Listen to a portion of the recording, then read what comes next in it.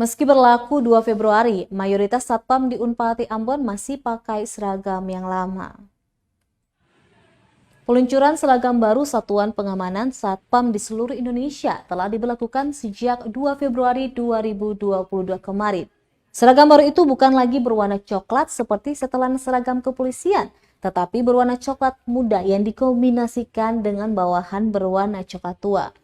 Meski begitu, tak semua wilayah di Indonesia memakai seragam yang baru saja diluncurkan itu. Salah satunya pada perguruan tinggi negeri di Kota Ambon, Universitas Patimura. Sebanyak 107 personil Satpam di Unpati masih mengenakan seragam coklat-coklat hasil gubahan tahun 2021. Seperti yang dikatakan Kepala Satuan Pengamanan Unpati Tajri Latopono saat diwawancarai tribunambon.com di kampus Unpati Kamis 3 Februari 2022 siang.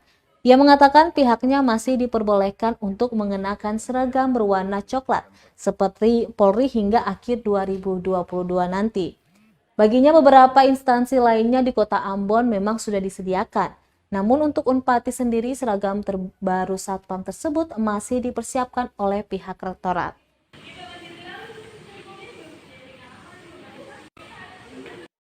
Informasi pergantian dan sudah diluncurkan pakaian yang baru setelah berkoordinasi dengan pimpinan di universitas. Lalu sudah disiapkan anggaran untuk katon di universitas juga ganti pakaian sesuai dengan warna yang sudah ditetapkan dari Polri.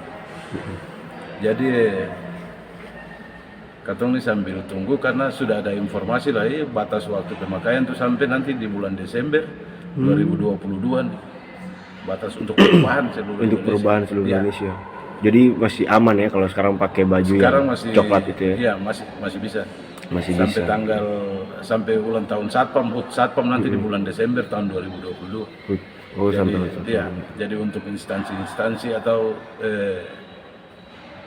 perusahaan-perusahaan yang pengguna jasa keamanan ini yang dia sudah ini memang sudah siapkan, tapi katon di sini dalam proses untuk ganti yang baru.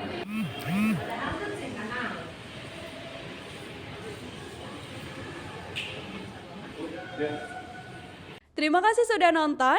Jangan lupa like, subscribe, dan share ya.